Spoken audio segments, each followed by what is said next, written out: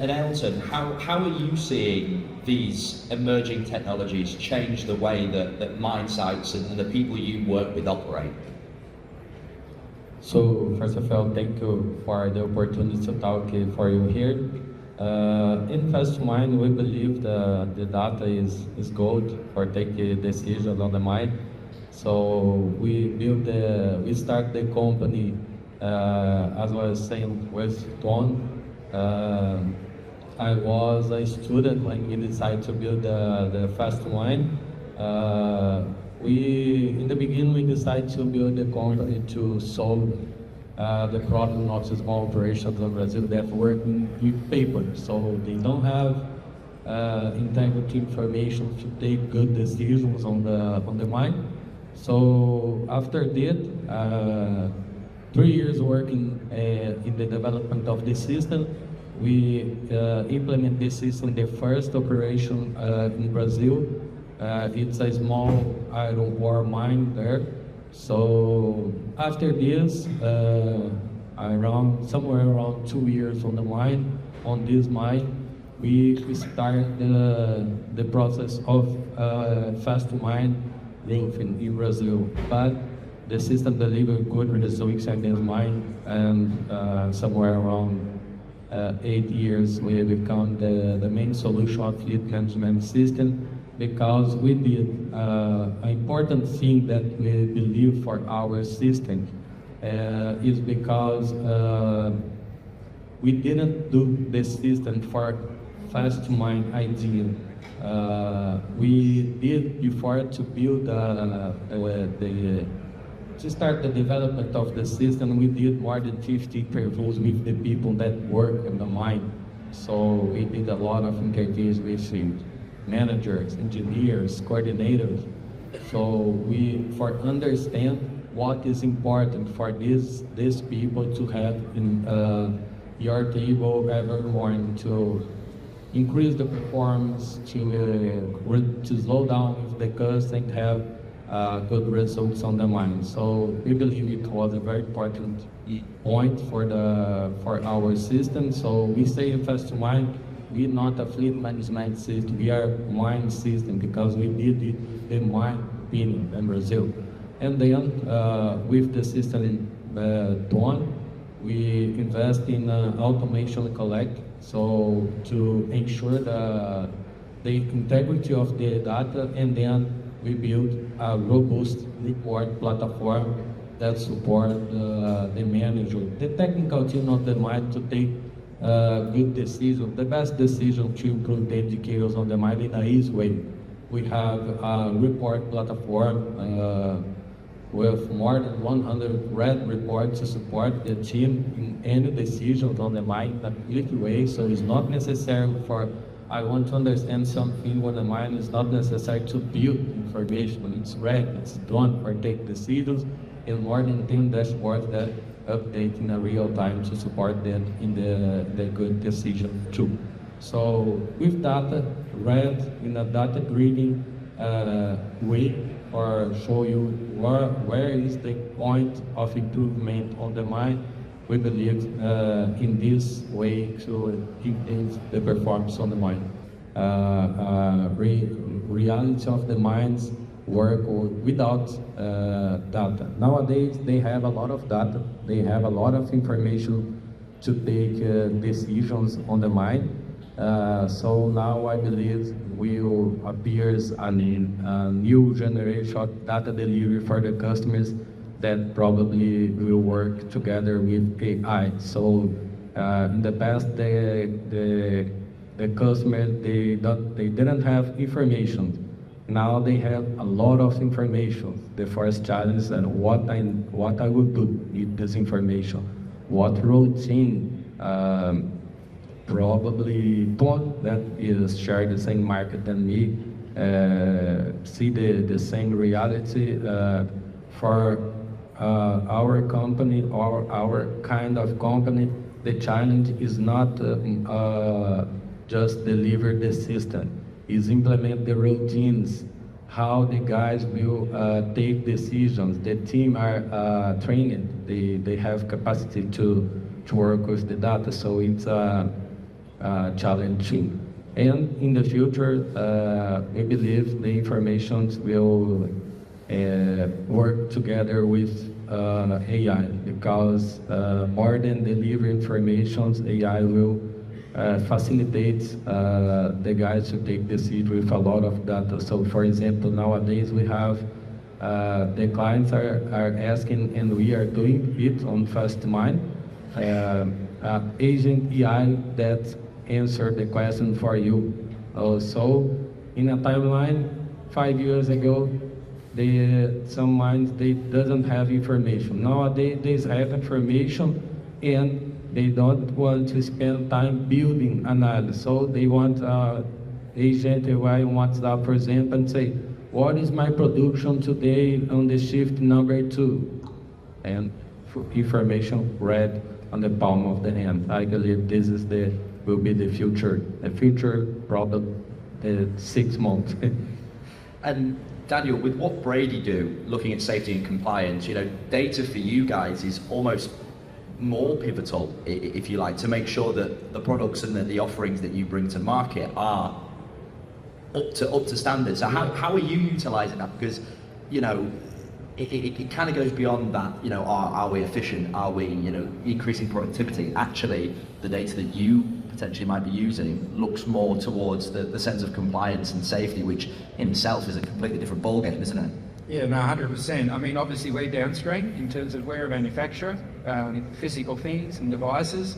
So those devices have had to mature, and I probably liken it to the automobile industry. And companies are being challenged now with software stacks that are being developed for products and roadmaps where there's going to be software stacks. So, we've developed middleware software now for some of our products, so we can actually integrate into customers' back ends in terms of ERP systems and CRMs.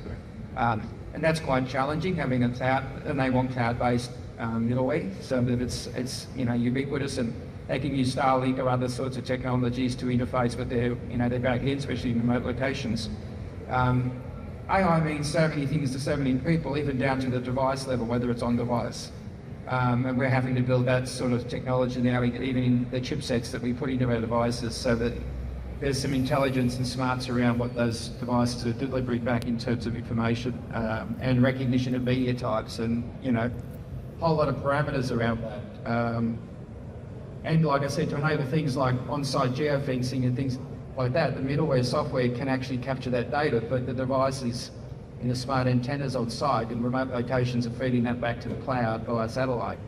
So we have very much migrated from a physical manufacturer of things over the last 100 years to now a technology provider as well. So it's a natural evolution. I think everything's becoming app-based and digitized, but AI is a very generic term, right? And probably, like everyone's saying, 95% of startups will probably fail because it's yet to be determined what it is, how it's going to enhance systems and processes. And bespoke systems, I think, are definitely, for the interim, because there is no one cookie cutter model that fits all. If it's device resident on a chip, it's different. If it's cloud, to if it's integrating into someone's process and back-end systems. Our challenge as a manufacturer of hardware is to physically do that integration piece. And that's changed the game in terms of the companies we're looking at acquiring in the future, the companies we have acquired over the last 3 years, and the business going forward, in terms of where we want to be as a supplier to the mining sector. I like that you sort of acknowledge that there are potential challenges there as well, because as you said, there is no one size fits all. Every single solution, every single strategy is different to each company, each industry, each sector. So are there any barriers that you guys are seeing on the ground that is not necessarily a cause for concern, but definitely as an opportunity, as a way to develop further utilising this technology to make sure that we're operating in a smarter, more sustainable way? Look, some of that, there's some commercial barriers that I think are falling away. So contractors and miners, often the contractor doesn't have the margin to put a smart technology system in, but I think actually what we're seeing is miners and contractors now realising actually we can't operate without that. Another barrier that we see is, I think, a lack of sophistication in the understanding of data structures. And what I mean by that is, sites and companies believing that they will just build a technology internally, and the failure rate of that is, I would say, around 80 to 90%. A couple do, but generally it's fairly light, but it just causes a 3 to 5 year delay while they fail, and then it all comes around again. This is quite, you'll see it quite often, and you've got a lot of people who've got a conflict of interest. Like, I know we can build this for you, but they can't. So that's quite a barrier. But I think one of the barriers that I think we are pushing through at the moment, and I think we're finding ways through it, which is, I've got too much data. I've already got all this data I don't use. How do I use it all? I don't have enough people. I don't have an analytics team on site.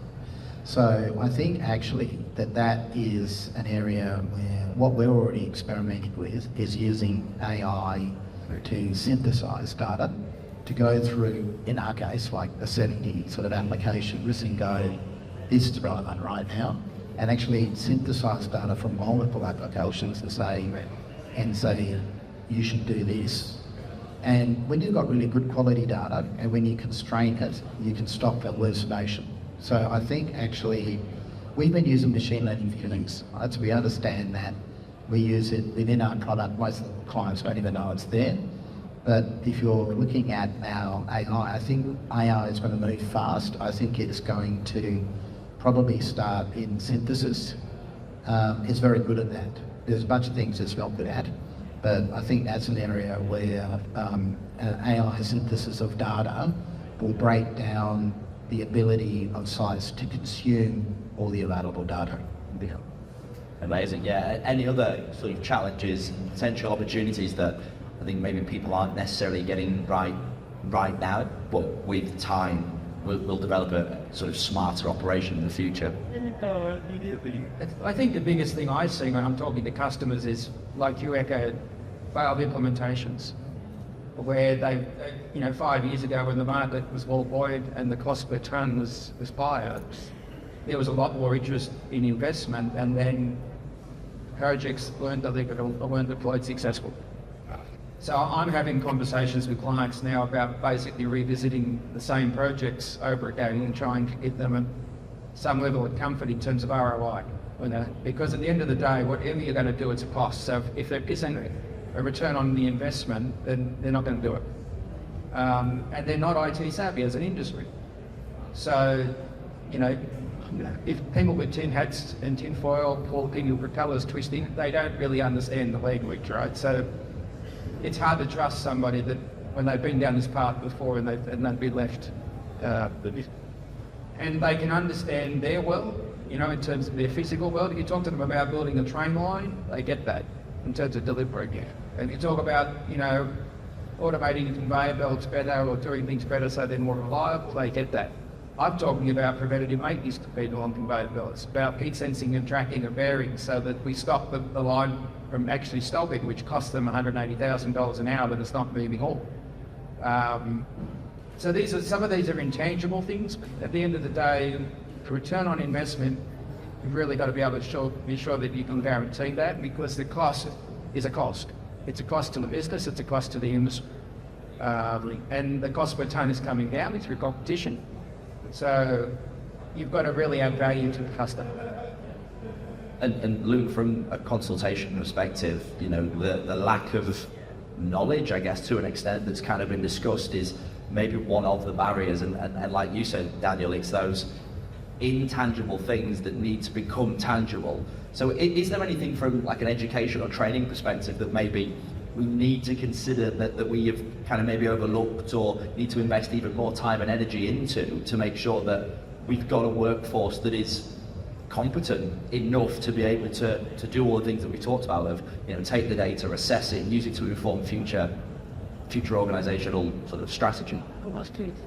Yeah, and I think it's sort of not only is there those aspects, there's also the fear going on it. I think where we're seeing a lot of pushback and a lot of resistance is the fear that AI is going to take our jobs, and it's going to change operations, so I'm not required. And I think part of it as well is an education piece around at least how we're using AI and how we intend to use AI. is to enhance safety, to enhance design aspects. They're not necessarily to remove people from the equation entirely. You're always going to need check and balances, and we can't always just leave it up to the system to decide what it should or shouldn't do. So I think that's part of it, and it does come down to education and sort of demonstrated cases and showing the evolution. So we're talking about machine learning and machine-based approaches, and that's just one basic form of like AI, and it's got some level of intelligence. It's pre-programmed. It's just trying to take clients on that journey that this is the next evolution of machine learning, which has been around for decades, and that again with a customizable model that's implemented correctly and constrained to a certain endpoint with good data, because that's the other side of it is trying to have good quality data. Then it's going to be time, but I think once people start to see it more, once it becomes more into personal lives, that's where we'll get a lot more traction, I think, in the industry. And Ailton, how are you educating people on how to use all of these AI autonomous systems? How are you making sure that it's being implemented in a way that is easy to understand and gets the best results?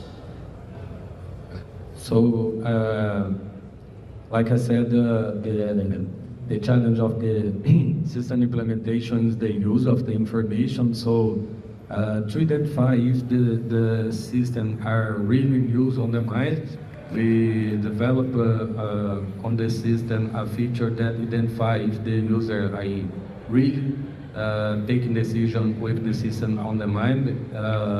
So, for example, in which screen of the system, when you interact with it, we have information if the user are working with the information or not. So, if the customer success area identify if the user are not working with important information that is necessary to be on the daily routine on the mine, our team provide training for the customer to potentialize the use of the system. So it's necessary to give a tracking of the daily customer activities on the system.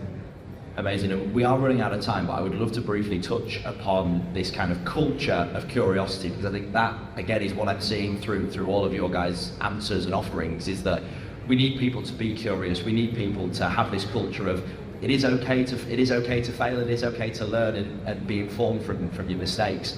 How do you guys encourage that? Because the only way we learn is, to fail and be in a culture where it's okay to do that, and it's okay to make these mistakes, because ultimately you're going to grow from it. So how are you guys adopting that and then enforcing it within not only your company but people you work with? It starts at the top. I don't mind making mistakes, so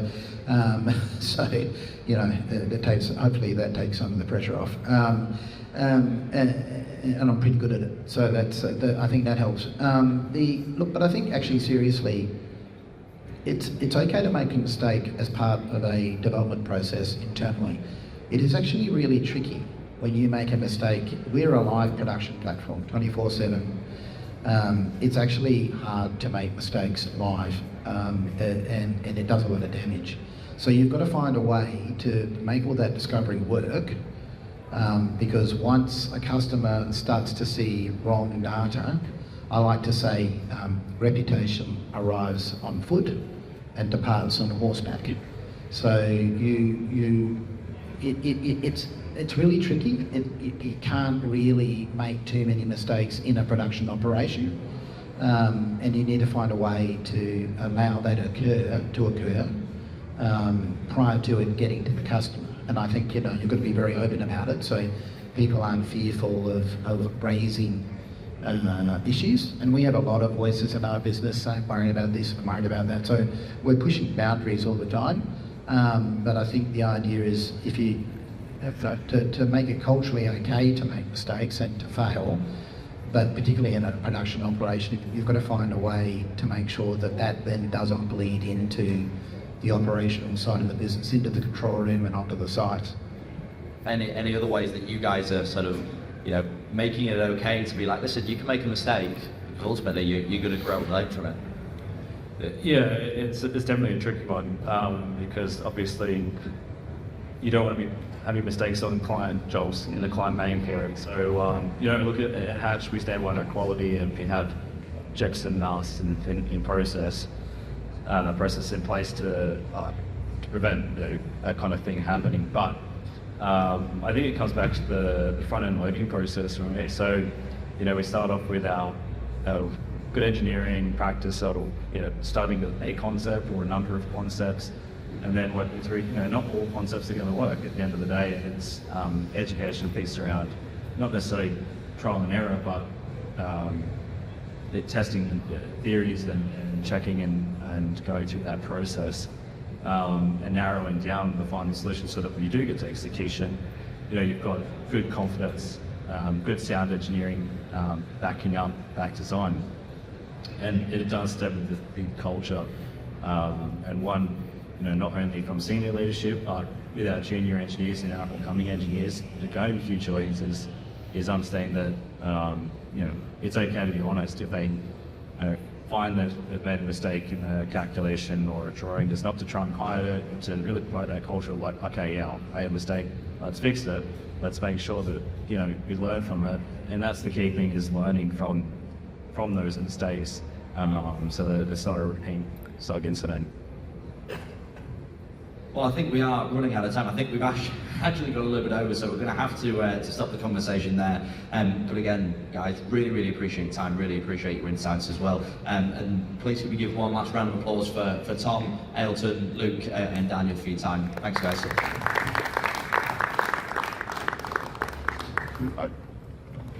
It'll roll, it's fine. Looking you up.